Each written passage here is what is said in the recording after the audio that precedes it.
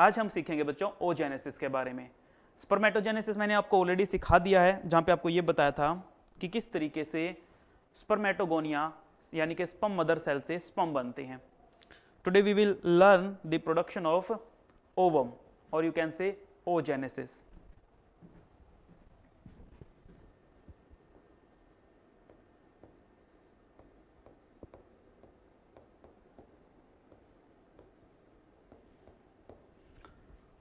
Oogenesis यानी कि ovum का जेनेसिस मतलब कि बनना। तो कैसे बनता है बच्चों? ओजेनेसिस की प्रोसेस है ना, देखो अगर आप कंपेयर करते हो स्पर्मेटोजेनेसिस के साथ में, तो स्पर्म कब बनते थे? स्पर्म बनते थे जब एक जो मेल है वो प्यूबर्टी में एंटर कर चुका है, ठीक है ना। वो जब 13-14 साल का हो जाता है तो हार्मोन के इंपैक्ट के कारण उसके अंदर स्पर्म का फॉर्मेशन स्टार्ट हो जाता था। लेकिन फीमेल्स में ऐसा नहीं है। ओजेनेसिस का जो प्रोसेस है बच्चों, ये प्यूबर्टी से पहले ही स्टार्ट हो जाता है। इनफैक्ट जब एक लड़की माँ के यू कैन से यूट्रस में होती है, गर्भ में जब होती है, तभी ओजेनेसिस का प्रोसेस स्टार्ट हो जाता है, लेकिन कंप्लीट नहीं हो पाता वहां पे। कंप्लीट वो प्यूबर्टी में आकर के होता है। तो ओजेनेसिस का प्रोसेस मैंने क्या बताया कि कब स्टार्ट हो रहा है? It starts before birth.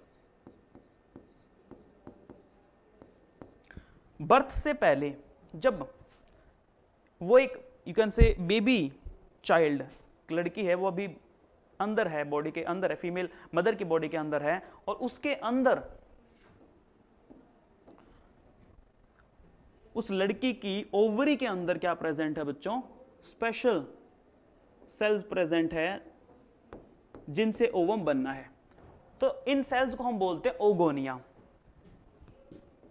These are oogonia cells, या आप कह सकते हो इन्हें ओवम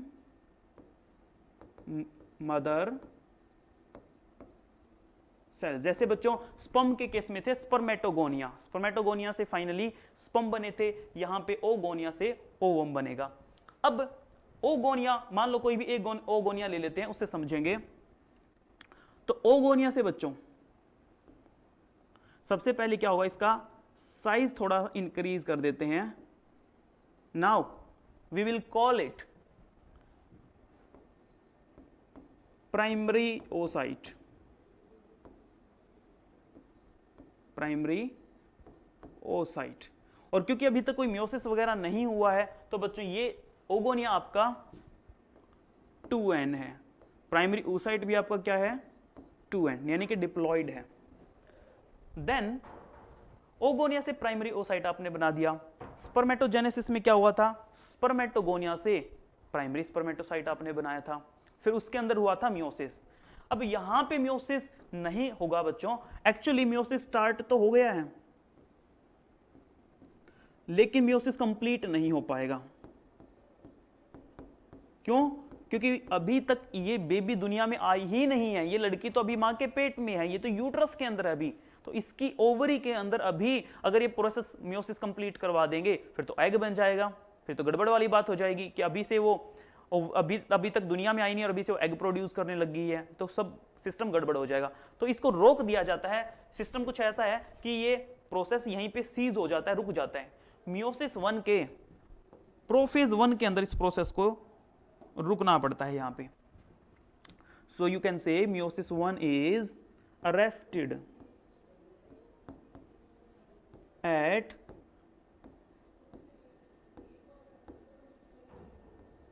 प्रोफेज 1। बच्चों मियोसिस 1 का जो प्रोफेज 1 है, उसमें ये प्रोसेस रुक जाती है। आप पढ़ते हो ना सेल साइकिल के अंदर प्रोफेज, मेटाफेज, एनाफेज, टीलोफेज। तो प्रोफेज के अंदर ये प्रोसेस रुक गई है, तो यहां पे ये प्रोसेस क्या हो चुकी है? रुक चुकी है। अब इसके बाद ये बाकी की प्रोसेस कब होती है बच्चों? जब लड़की का जन्म हो जाएगा। तो ये यहां तक की कहानी थी बिफोर बर्थ। Before birth. और जन्म के बाद क्या होगा?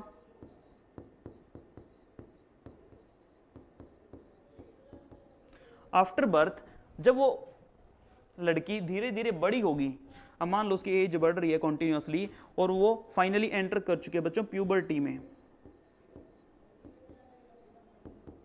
ठीक है। तो प्यूबर्टी में एंटर करने के बाद यानी कि उसके प्यूबर्टी मतलब वो 13-14 साल की रेंज में आ चुके हैं, इस एज के अंदर, इसको हम प्यूबर्टी बोलते हैं, ठीक है ना। अब प्यूबर्टी के अंदर बच्चों ये प्रोसेस कंप्लीट होगी, जो मियोसिस 1 रुका हुआ था प्राइमरी oocyte में, वो मियोसिस 1 यहां पे आकर के कंप्लीट होगा। सो मियोसिस 1 कंप्लीट्स। अब यहां पे मियोसिस 1 के अंदर एक चीज याद रखनी है आपको, देखो स्पर्मेटोजेनेसिस में क्या हुआ था कि जब मियोसिस 1 हुआ था तो 2 सेल बनी थी, लेकिन दोनों का साइज सेम था, इक्वल डिवीजन हुआ था। लेकिन यहां पे ऐसा नहीं है बच्चों, यहां पे इस प्राइमरी oocyte से जब 2 सेल बनेगी तो एक सेल बनती है बड़ी और एक सेल बनती है बिल्कुल छोटी सी। तो मैं क्या बोलूंगा कि इसका जो साइटोप्लाज्म था वो किसने ड्रैग कर लिया है, बड़े वाली सेल ने। इस बड़े वाली सेल को बोलते हैं बच्चों secondary oocyte। This large cell is called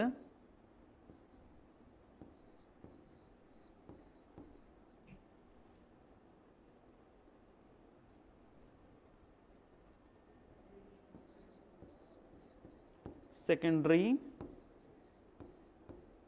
oocyte।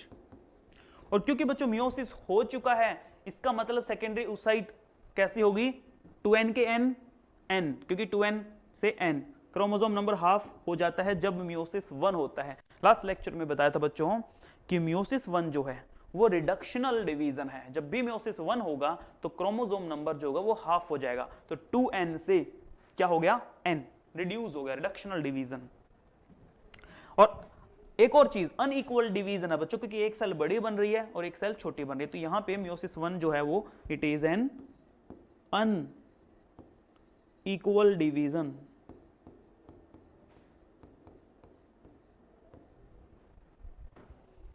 बच्चों बड़ी सेल को तो हमने सेकेंडरी oocyte बोल दिया, छोटे वाली सेल को क्या बोलेंगे, इसको बोलते हैं फर्स्ट पोलर बॉडी।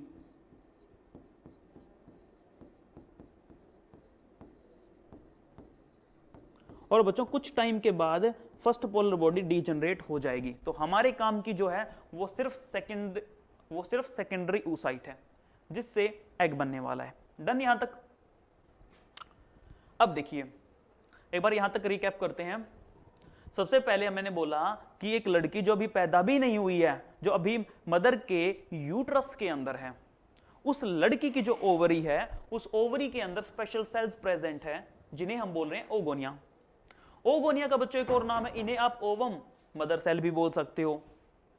अब ये जो ओगोनिया है, ओगोनिया का जब साइज बढ़ जाता है तो इसी ओगोनिया को हम क्या बोलते हैं, प्राइमरी oocyte। और अभी तक ये डिप्लॉइड है क्योंकि अभी तक कोई मियोसिस नहीं हुआ। प्राइमरी oocyte के अंदर जैसे ही मियोसिस 1 स्टार्ट होगा तो वो कंप्लीट नहीं हो पाएगा क्योंकि लड़की अभी पैदा नहीं हुई है, ठीक है ना, वो अभी तक अंदर ही है, तो उसके अंदर कंप्लीट नहीं कर सकते इसको, वरना गड़बड़ हो जाएगी। तो बच्चों मियोसिस 1 को रोक दिया नेचर ने, किस स्टेज पे रोका, प्रोफेज 1 स्टेज पे इसको रोक दिया। तो एक तो ये चीज इंपॉर्टेंट है बच्चों, आपसे पूछा जा सकता है कि किस स्टेज पे रोका जाता है। जब वो लड़की पैदा हुई बर्थ के बाद, और उसके बाद जब वो प्यूबर्टी में एंटर करेगी, जब वो 13-14 साल की हो जाएगी, तब मियोसिस 1 जो है कंप्लीट होता है। मियोसिस 1 कंप्लीट हुआ। 2 सेल बनती है बच्चों, एक बड़ी सेल बनती है, एक बहुत छोटी सेल बनती है, यानी कि डिवीजन कैसा है, अनइक्वल, क्योंकि इसके अंदर ज्यादा साइटोप्लाज्म, इसके अंदर बहुत कम साइटोप्लाज्म है। सेकेंडरी oocyte बोला बड़ी वाली सेल को, छोटे वाली सेल को बोला फर्स्ट पोलर बॉडी। और बच्चों फर्स्ट पोलर बॉडी कुछ टाइम में डीजनरेट हो जाएगी, तो हमारे काम जो आने वाली है वो है सेकेंडरी oocyte। अब देखिए सेकेंडरी oocyte का क्या होगा, क्योंकि अभी सिर्फ मियोसिस 1 हुआ है, मियोसिस 2 तो पेंडिंग है ना, मियोसिस 1 हुआ है यहां पे। तो अब बच्चों मियोसिस 2 सिर्फ और सिर्फ तभी हो सकता है इसमें जब इसको स्पर्म टच करे। ये बात याद रखना, अगर स्पर्म आकर के इसको टच कर जाएगा तभी इसके अंदर कुछ केमिकल चेंजेस आएंगे और फाइनली सेकेंडरी oocyte मियोसिस 2 को कंप्लीट करके और क्या बना लेगा, एग बनाएगा। ये चीज इंपॉर्टेंट है। अदरवाइज, और अगर स्पर्म टच ना करे तो क्या होगा, स्पर्म अगर टच ना करे इसको, तो बच्चों सेकेंडरी oocyte ही पीरियड्स के दौरान बॉडी से बाहर निकलेगा। ये चीज याद रखनी है कि मेंस्ट्रुअल साइकिल में जब तक किसी फीमेल ने सेक्सुअल एक्टिविटी परफॉर्म नहीं की है, स्पर्म उसके अंदर नहीं गया है, तो normally every time menstrual cycle में क्या बाहर निकलता है, सेकेंडरी oocyte, जो कि डेड फॉर्म में बाहर निकल जाता है। एग नहीं निकलता, कहने को तो हम बोल देते हैं कि एग निकल जाता है, डेड एग पीरियड्स में बाहर निकलता है, बट वो डेड एग नहीं होता, वो ओवम होता ही नहीं है, वो होता है सेकेंडरी oocyte। ठीक है, एग कब बनेगा, ओवम कब बनेगा बच्चों, ओवम वो तब बनेगा अगर इसको स्पर्म टच करे। तो मैं यहां पे लाइन लिखता हूं,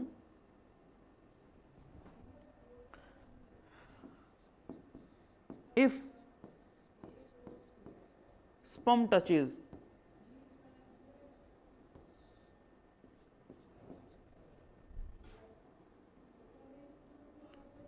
secondary oocyte,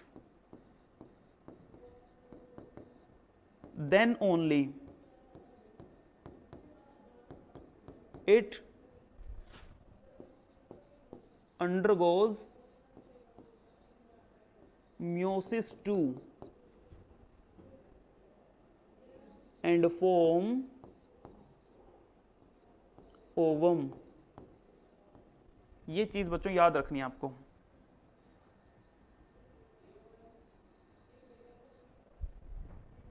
तो देखिए मैं मान करके चल रहा हूं कि इसको स्पर्म ने टच कर दिया। अब स्पर्म अगर इसको टच करेगा तो क्या होगा,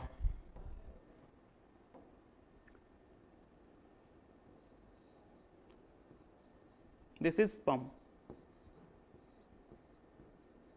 जैसे ही स्पर्म सेकेंडरी oocyte की वॉल को टच करेगा तो मियोसिस 2 भी कंप्लीट हो जाएगा। और अगर मियोसिस 2 कंप्लीट हो गया बच्चों तो ये बन जाएगा, ये क्या बन गया, दिस इज कॉल्ड ओवम और एग। और साथ में क्योंकि बच्चों मियोसिस 2 कंप्लीट हो गया है यहां पे, तो एक और छोटी सी सेल बनेगी जिसे आप बोलोगे second polar body. Again second polar body बच्चों डीजनरेट हो जाएगी। अब जो एग है, ओवम है, क्योंकि ओवम को किसने टच किया हुआ है, स्पर्म ने टच किया हुआ है, तो स्पर्म क्या जो न्यूक्लियस है, देखिए ये न्यूक्लियस है स्पर्म का, स्पर्म ने इसको टच किया हुआ है, सिग्नल अंदर गया और ये किस में कन्वर्ट हो गया, ये चेंज हो गया ओवम में, और सेकंड पोलर बॉडी भी बनी है। सेकंड पोलर बॉडी तो डीजनरेट होगी, कहानी खत्म करो इसकी। बच्चों ये जो ओवम बना है, क्योंकि ओवम के साथ अभी भी स्पर्म टच में है, तो स्पर्म का जो न्यूक्लियस है वो इसके अंदर चला जाएगा और दोनों का न्यूक्लियस फ्यूज कर जाएगा, स्पर्म का न्यूक्लियस और ओवम का न्यूक्लियस फ्यूज कर जाएगा बच्चों। और दोनों के फ्यूजन से अब जो ये नई सेल बनेगी, दोनों न्यूक्लियस के फ्यूजन के बाद जो नई सेल बनेगी उसे आप बोलोगे जाइगोट। क्या बोलोगे बच्चों, नाउ मेरे पास तो स्पेस ही नहीं बचा लिखने को, जाइगोट। ठीक है ना, तो ये कुछ इस तरीके से प्रोसेस होता है। क्या आपको क्लियर हुआ, यस और नो?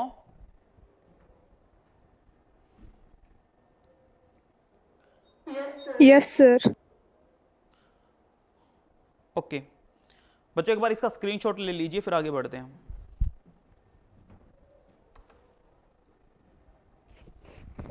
हो गया sir. Okay just a minute, पानी पी लेता हूं एक बार।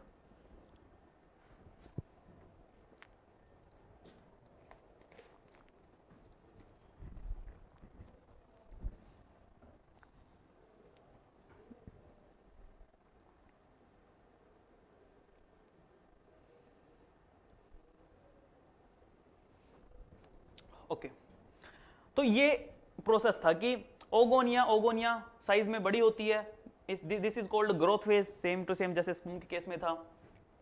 फिर उसमें मियोसिस 1 शुरू हुआ लेकिन कंप्लीट नहीं हो पाया क्योंकि अभी तक उसका बर्थ ही नहीं हुआ है, तो प्रोफेज 1 पे ये प्रोसेस रुक जाती है। फिर जब लड़की पैदा हुई, पैदा होने के बाद जब प्यूबर्टी में एंटर करती है तो तब उसके अंदर सेकेंडरी, तब मियोसिस 1 कंप्लीट होता है बच्चों और वो बन जाता है सेकेंडरी oocyte। साथ में एक और छोटी सी सेल बनती है जिसे आपने बोला, यहां पे बच्चों दो चीजें हो रही है,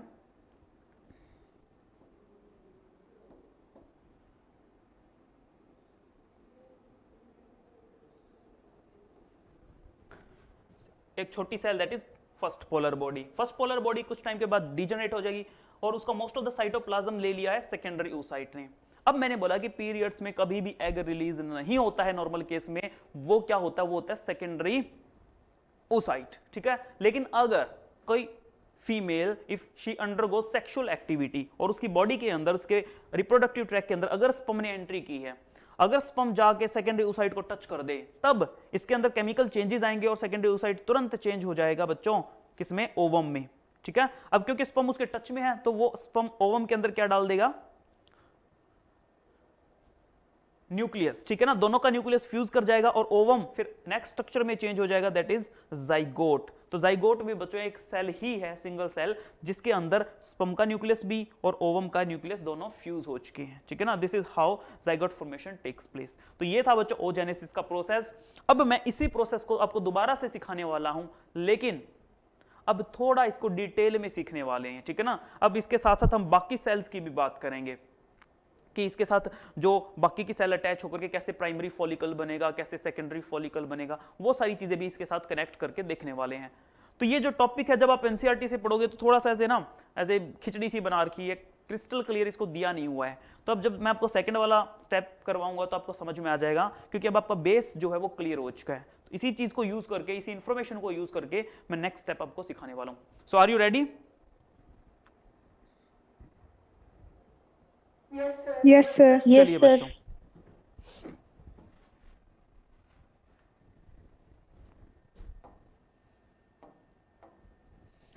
देखिए हम यहां पे ना दो पार्ट में इसको कर लेते हैं।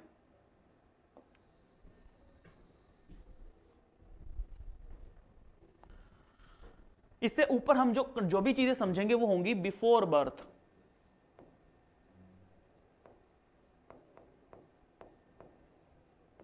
और इसके नीचे हम समझेंगे आफ्टर बर्थ।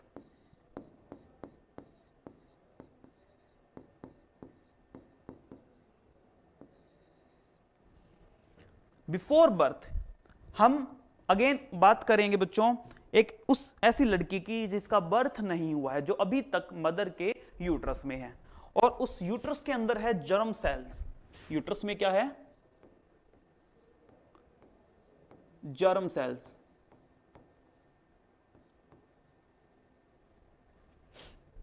बच्चों इन जर्म सेल से ही बनती है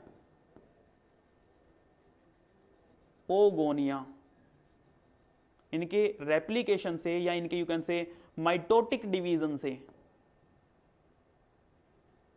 इनके माइटोटिक डिवीजन से सेल्स बन रही है जिन्हें आप बोल रहे हो दीज आर ओगोनिया सेल्स। अब किसी भी एक ओगोनिया को पकड़ लीजिए, मान लो इसकी बात करते हैं, तो ओगोनिया सेल के अंदर क्या होगा बच्चों, जब इसका साइज ग्रो करेगा, मान लीजिए इसका साइज कर गया, ठीक है, ये कोई दूसरी ओगोनिया है, ये तीसरी ओगोनिया है, यहाँ पे मैंने 4-5 ओगोनिया बनाई है, इनका साइज बढ़ गया है, तो मैं बोलूंगा कि ग्रोथ फेज में जा रही है, ये ग्रोथ हो रही है इनके अंदर। अब इनको बोलेंगे, ओगोनिया में जब ग्रोथ होती है हम इनको क्या बोलते हैं बच्चों, बताइए मुझे क्या बोलते हैं, अभी बताया था मैंने,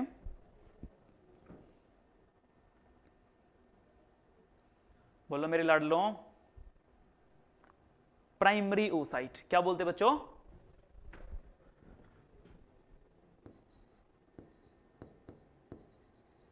प्राइमरी oocyte। अरे सो तो नहीं गई, नींद तो नहीं आ गई आपको, जाग रहे हो ना? Yes sir. चलो ये भी अच्छी बात है। देखो बच्चों प्राइमरी oocyte बन चुका है। अब प्राइमरी oocyte के अंदर मैंने बताया था कि मियोसिस तो कंप्लीट हो नहीं सकता, मियोसिस स्टार्ट तो हुआ है लेकिन अभी कंप्लीट नहीं हुआ है, वो रुका हुआ है प्रोफेज 1 में, ठीक है ना, अभी वो यहां पे क्या है, still it is ceased at this stage. यहां पे बना दो एक ताला, क्योंकि यहां पे अभी इससे आगे नहीं बढ़ पा रहे हैं। तो ये प्राइमरी oocytes क्या करेंगी, ठीक है, बैठे बैठे कीर्तन तो करेंगे नहीं, ये कुछ तो करेंगे बच्चों। तो ये जो प्राइमरी oocytes हैं, for example this is primary oocyte, this is another primary oocyte, this is one more primary oocyte। Ovary के अंदर कुछ और सेल्स भी पड़ी है बच्चों, उन दूसरी सेल्स को हम बोलते हैं granulosa cells. What we are calling them granulosa cells. For example ovary के अंदर यहां पे मैं बना रहा हूं, these cells are granulosa cells. तो ये भी बैठी बैठी बोर हो रही है कि क्या करें, अभी तो है ना म्योसिस 1 भी रुक चुका है, फ्री बैठे हैं, चलो बातें बातें मार लेते हैं, ठीक है ना, चुगली मार लेते हैं. तो ये चुगली किससे मारेंगी, ये मारेंगे ग्रेन्युलोसा सेल से. ग्रेन्युलोसा सेल भी है ना ऐसे जैसे ग्रुप ऑफ लेडीज, ठीक है ना, वो भी सोचेंगे चलो यार बातें मार लेते हैं, टाइम पास हो जाएगा हमारा, ये प्राइमरी यूसाइट भी फ्री बैठे हैं. तो ग्रेन्युलोसा सेल्स इनको चारों तरफ से घेर लेते हैं बच्चों, लाइक दिस.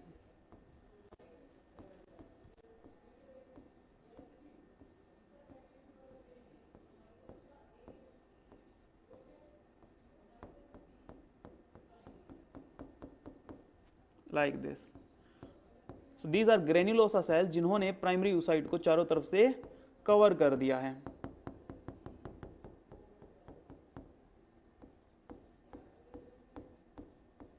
अब बच्चों ये नए जो स्ट्रक्चर्स बने हैं जहां पे अंदर की तरफ है प्राइमरी ओसाइट और बाहर की तरफ है granulosa cells, these are granulosa sales.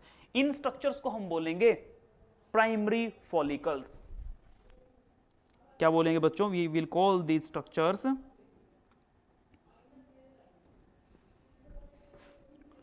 Primary follicles.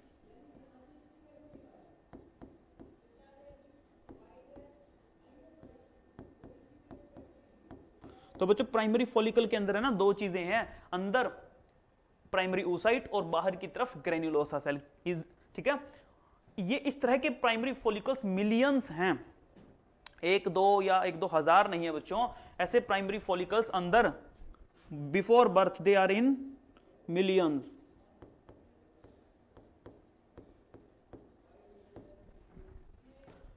ये कहानी है बिफोर बर्थ की. क्या यहां तक क्लियर है आपको? Yes sir. अब बर्थ जब होगा तो एक लड़की जो पैदा हो रही है, मान लो कि वो अभी बिल्कुल पैदा ही हुई है, तो उसकी ओवरी के अंदर मिलियंस ऑफ प्राइमरी फॉलिकल होते हैं, ठीक है ना. तो अब आफ्टर बर्थ वाली कहानी पे आ जाते हैं, दैट आफ्टर बर्थ एक लड़की के अंदर ऐसे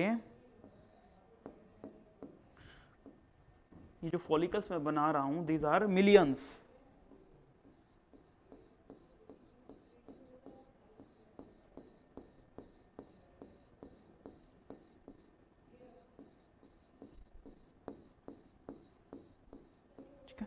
These are primary follicles. अब जैसे जैसे वो लड़की ग्रो करेगी, ये अभी एक बच्ची के अंदर है, देखो एक बच्ची बना देते हैं यहां पे, ठीक है ना.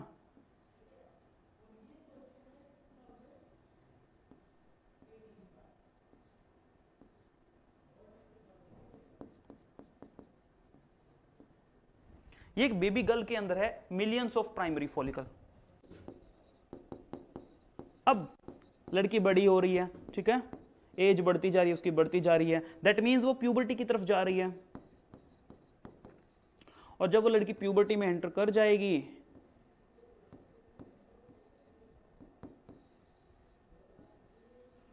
ये बच्चों लड़की अब मैच्योर हो चुकी है, ठीक है. ये लीजिए,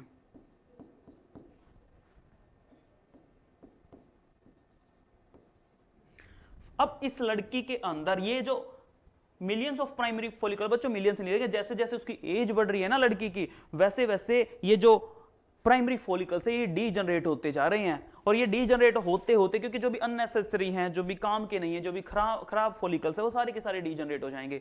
और डीजनरेट होते होते होते जब वो लड़की प्यूबर्टी तक पहुंचेगी तो इनकी जो नंबर है वो सिर्फ 60,000 के आसपास रह जाएगी.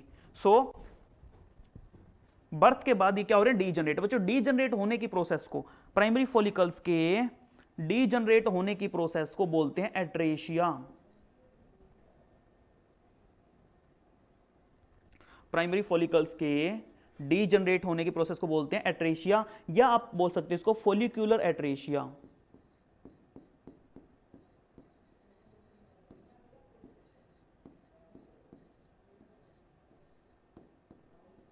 फॉलिक्यूलर एट्रेशिया।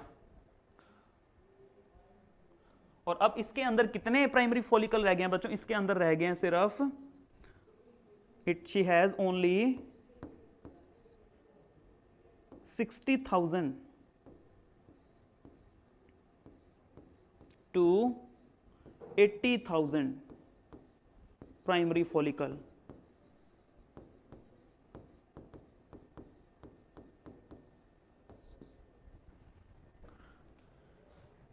क्या ये बात आपको समझ में आई? फॉलिकुलर एट्रेशिया का क्या मतलब है? एक्स्ट्रा फॉलिकल्स का डीजनरेट होना। तो वो मिलियंस में से बहुत सारे डीजनरेट हो जाएंगे, 60,000 से 80,000 बच जाएंगे। इस डीजनरेशन की प्रोसेस को बोलते हैं follicular atresia. Is it clear? Yes और नो? Yes, sir. अब अगेन मैं एक प्राइमरी फॉलिकल बना रहा हूं और इसके उस प्राइमरी फॉलिकल का क्या होने वाला है, क्योंकि अब ये प्यूबर्टी में एंटर कर चुके हैं, ठीक है? तो बच्चों फॉर एग्जांपल इसकी बॉडी के अंदर कोई एक प्राइमरी फॉलिकल हम बना लेते हैं।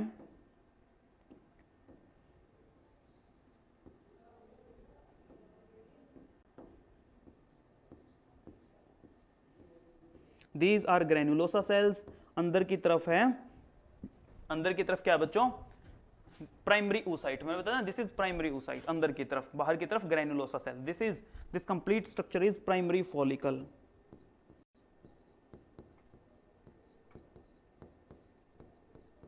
नाउ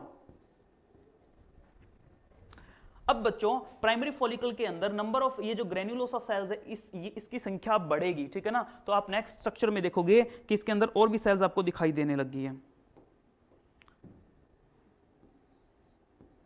दिस इज सेंटर वाली cell primary oocyte covered by granulosa cells.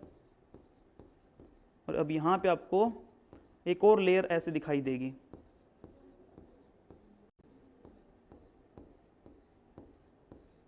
तो दो लेयर आपको यहां पे दिखाई दे रही है ग्रेन्युलोसा सेल्स की, इसमें एक ही लेयर है बच्चों।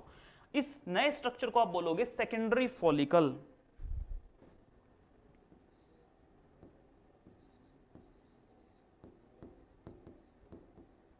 Secondary follicle. अब क्योंकि बच्चों यहां पे दो लेयर आपको दिखाई दे रही है, तो इन लेयर को हम बोलेंगे थीका लेयर्स। इनको हम क्या, ग्रेन्युलोसा सेल्स की जो ये दो लेयर्स आपको दिखाई दे रही है, we will call them theca layers. Okay, बाहर वाली को बोलोगे बच्चों आप theca externa, outer is called theca externa, अंदर वाली को बोलेंगे थीका इंटरना।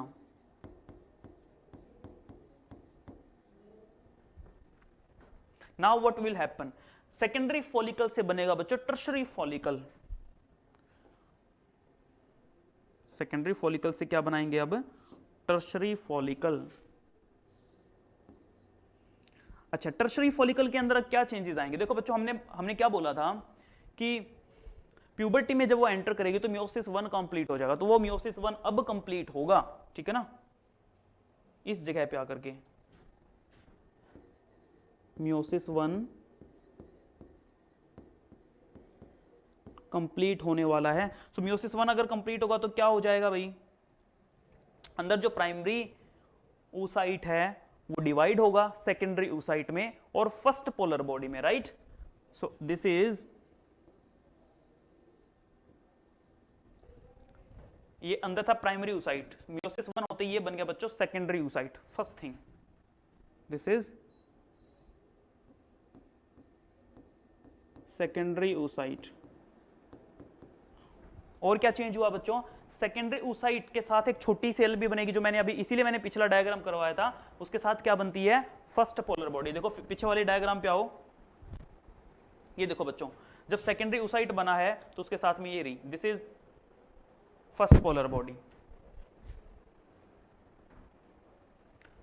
इसके साथ में एक छोटी सी आपको दिखा देनी यहां पे ऐसे करके, this is first polar body.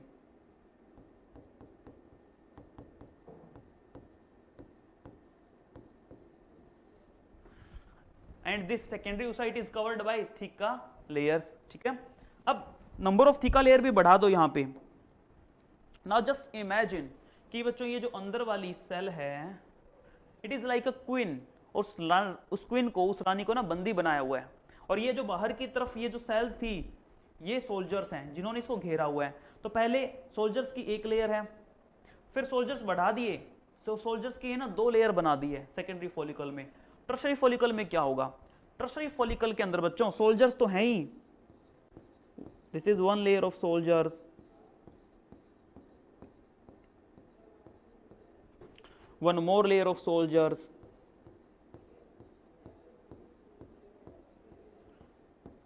But इतने से भी काम नहीं चलेगा। सोल्जर्स के साथ साथ और क्या किया है यहां पे, इस क्वीन के चारों, तो इस क्वीन को परेशान करने के लिए चारों तरफ है ना पानी छोड़ दिया, जेल लाइक फ्लूइड छोड़ दिया बच्चों, ताकि ये परेशान हो जाए, दुखी हो जाए।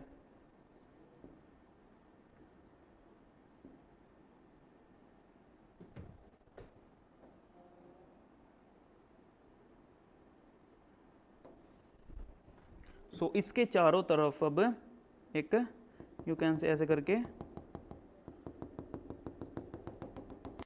फ्लूइड फिल्ड कैविटी क्रिएट हो गई है।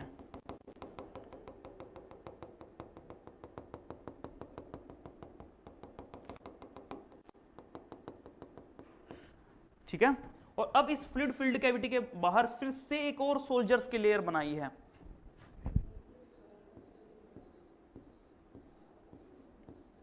मतलब इतने सारे सोल्जर, भाई रानी बिल्कुल भी छूट के ना भागनी नहीं चाहिए, रानी को बिल्कुल अंदर कैद करके रखा हुआ है। ठीक है,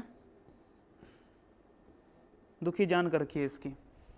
और तो और रानी को ना ऐसे वैसे नहीं, इसको एक और किया, जैसे ना जब फांसी पे वो करते हैं ना, किसी की गर्दन काटते हैं, आपने देखा होगा मूवीज वगैरह में, तो उसकी गर्दन को ना ऐसे नेक को ऐसे रख देते हैं और फिर उसको ऐसे काटते हैं। तो यहाँ पे ऐसा इमेजिन करो कि ये क्वीन है, here is queen,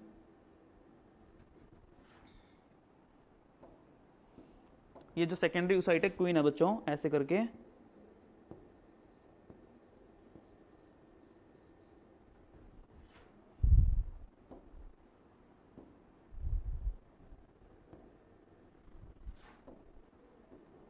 and queen is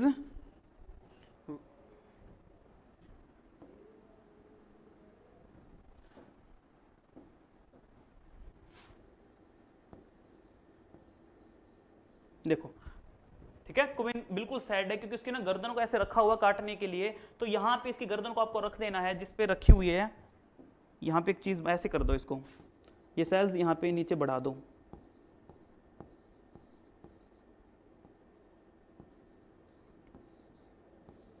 like this.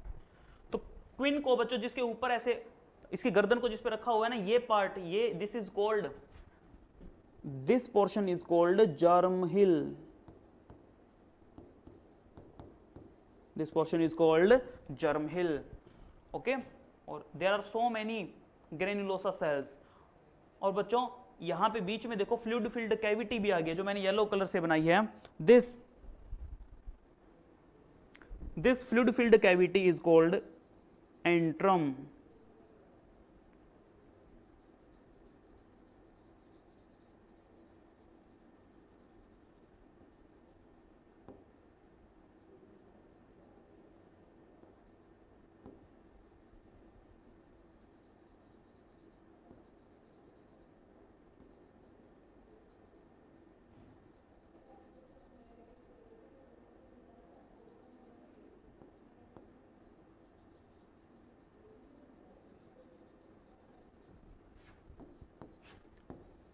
Antrum, it is fluid filled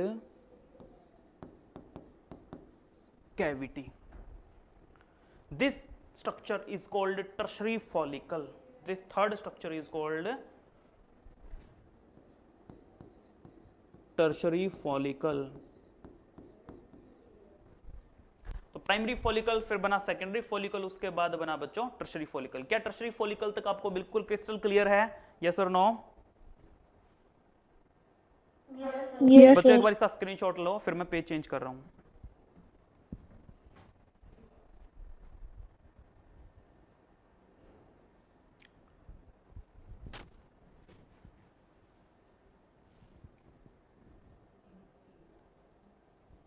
have you done?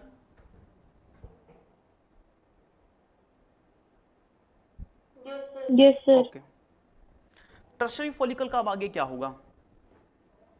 तो मैं फटाफट से एक टर्शरी फॉलिकल बना देता हूं, जहां पे जो क्वीन है वो आपकी सेकेंडरी oocyte है। ये याद रखना, क्वीन इज सेकेंडरी oocyte जो सेंटर में है, और which is very sad.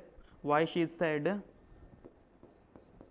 Because she is covered by so many soldiers।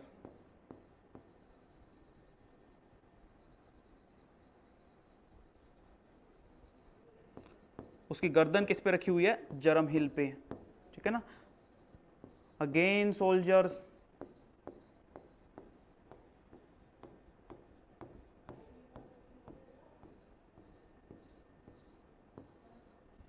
And there is a fluid filled cavity, अभी बताया, दैट इज एंट्रम।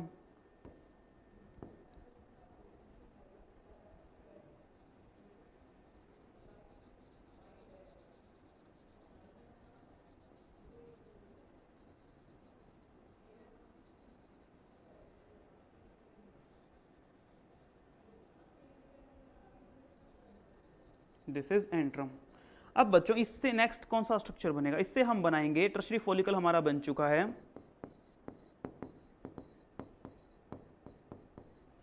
अब टर्शरी फॉलिकल से जो नेक्स्ट स्ट्रक्चर बनता है उसे बोलते हैं ग्राफियन फॉलिकल।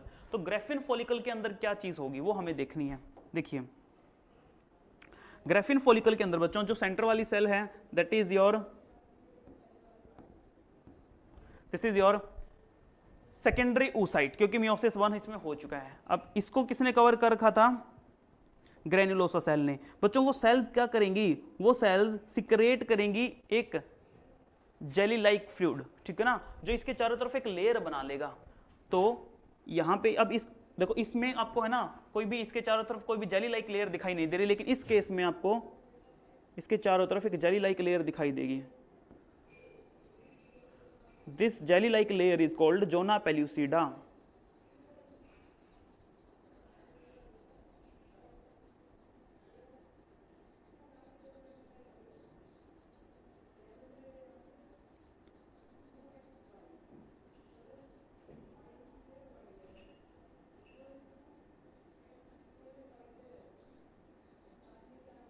देख लो बच्चों, अत्याचार की बिल्कुल अति हो चुकी है, हद हो चुकी है।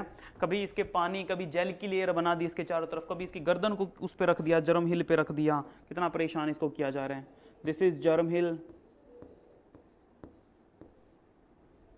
और अब यहां पे हम बनाएंगे इसके चारों तरफ जो ग्रेन्युलोसा सेल्स थी वो, लाइक दिस। ओके, एक लेयर और बना लीजिए बच्चों। So there are so many granulosa cells like this। अब इसके बाहर मुझे बनाना है बच्चों थीका इंटरना और theca externa. So for example this is theca interna and उसके जस्ट बाद theca externa.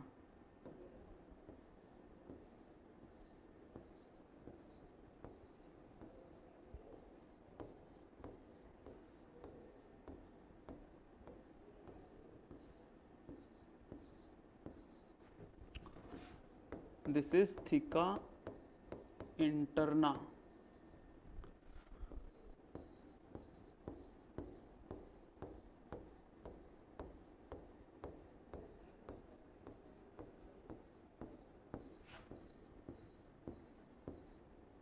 This is thicca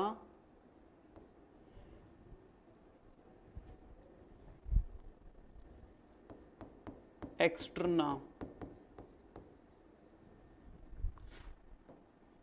और बच्चों ये जो नई लेयर हमें यहां पे दिखाई दी है, this is zona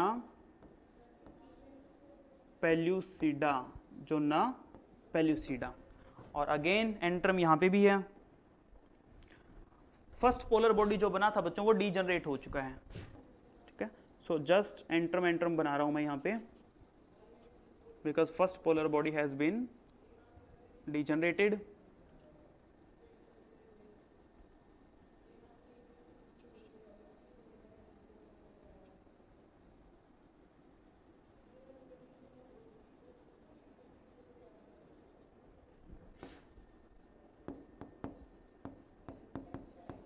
this new structure जो कि टर्शरी फॉलिकल से बना है बच्चों, इसे हम बोलते हैं ग्राफियन फॉलिकल।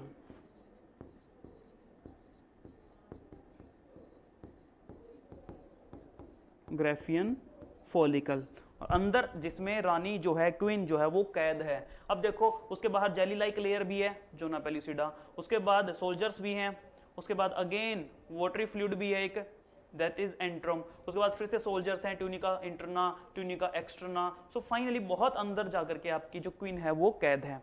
अब क्या होगा बच्चों, अगर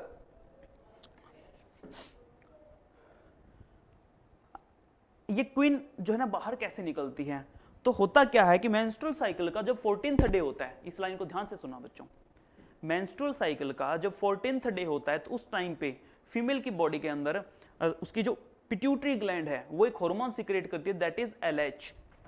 एलएच क्या करेगा, एलएच इज लाइक बाहुबली, ठीक है ना, वो आजाद करवाएगा बच्चों। ये तो ये अंदर जो क्वीन है, अंदर जो ये देवसेना है, बाहुबली मूवी में देखा था ना, देवसेना को ऐसे आजाद करवाया था बाहुबली ने, तो लाइक दैट ये जो देवसेना है इसे आजाद करवाने के लिए भी बाहुबली आएगा। तो बच्चों बाहुबली कौन है, बाहुबली है एलएच। सो अब किसकी एंट्री होगी, LH, that is luteinizing hormone. LH किसको बोलते हैं बच्चों, ल्यूटिनाइजिंग हार्मोन। और ये किस दिन एलएच हार्मोन, मैंने बताया 14th डे को पीक पे होता है, सबसे ज्यादा रिलीज होता है 14th डे को। एलएच का लेवल बिल्कुल यू कैन से हाई हो चुका है। सो दिस एलएच ये क्या करेगा, पिंजरे को तोड़ देगा, इस ग्राफिन फॉलिकल को फाड़ देगा और इसके अंदर से रानी को बाहर निकाल लेगा, क्वीन इससे आजाद हो जाएगी। सो बच्चों नेक्स्ट में आप देखोगे कि ये पिंजरा जो है वो टूट चुका है, ठीक है, रप्चर हो चुका है ये पिंजरा, ग्राफिन फॉलिकल रप्चर हो गया यहाँ पे, और इसके अंदर जो क्वीन थी वो क्वीन निकल चुकी है। So here is your queen, now queen is very happy because आजादी का अपना ही मजा है, right. This is your secondary oocyte, this is secondary oocyte। और बच्चों ये अकेली नहीं निकली, इसके साथ कुछ सोल्जर्स भी इसके साथ मिल गए हैं, तो ये जो बाहर वाली लेयर थी वो भी इसके साथ में, सोल्जर्स की इसके साथ ही जा रही है। सो इसके बाहर सबसे पहले है zona pellucida, right, this is the layer of zona pellucida. और उसके बाद में नेक्स्ट क्या है, these are granulosa sales.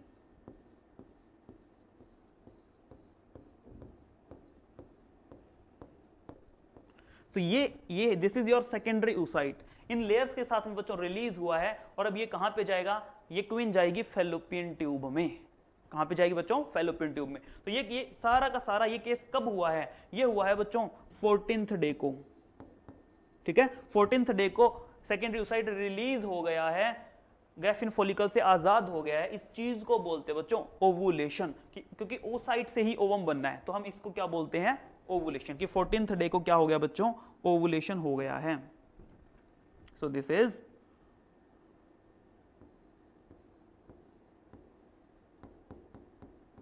Ovulation. क्या यहां तक आपको क्लियर है, यस और नो? Yes sir. ओके, एक बार बच्चों इसका स्क्रीनशॉट ले लो।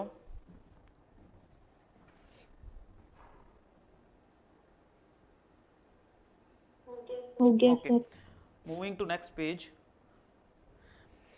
फाइनली आपने रानी को आजाद करवा ही दिया, this is your queen, now she is very happy and she is covered by first layer. कौन सी है बच्चों, this is first layer, this is zona pellucida.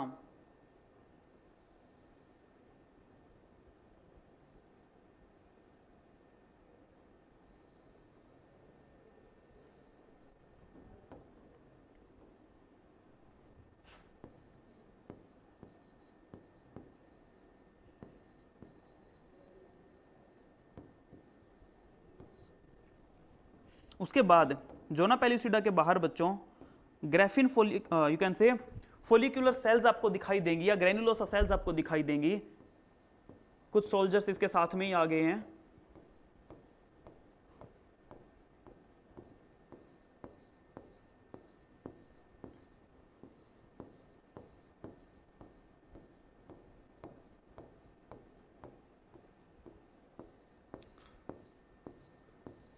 you can say these are the granulosa cells. अब हम इस layer को, जो जोना पेलिस्टिडा के बाहर जो ये सेल्स हैं, अब इसको एक नाम देंगे बच्चों.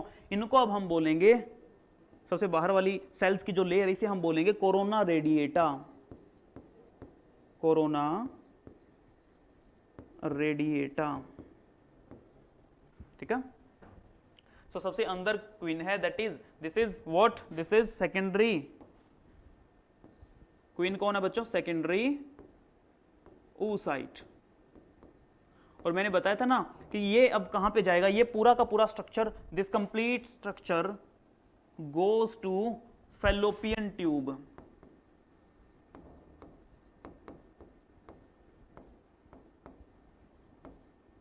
और बच्चों फैलोपियन ट्यूब के अंदर ये वेट करता है स्पर्म के आने का. अगर स्पर्म आ गया और इसको टच कर दिया, ठीक है, जैसे ही स्पर्म इसको टच करेगा तो ये बाहर, जैसे ही फॉर एग्जांपल ये स्पर्म है, इसने इसको टच किया तो ये अंदर जो सेकेंडरी oocyte है बच्चों, ये चेंज हो जाएगा ओवम में. उसके बाद स्पर्म इसके अंदर न्यूक्लियस डाल देगा अंदर, और दोनों का न्यूक्लियस मिलकर के न्यूक्लियस का फ्यूजन हो जाएगा, और जो नई सेल बनेगी उस न्यू सेल को आप बोलते हो जाइगोट. न्यू सेल को बोलते हो आप zygote. This is how fertilisation takes place, क्योंकि मेल और फीमेल गैमेट का मिलना ही तो फर्टिलाइजेशन है. Concept clear? यस और no? Yes, sir. Yes, sir. Okay, very good, very good. बच्चों कुछ पूछना चाहोगे?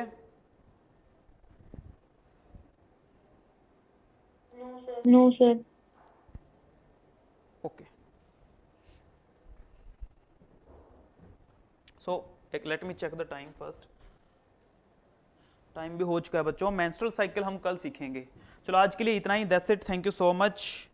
मिलते हैं अगले एपिसोड में. Okay, bye bye. Have a good day.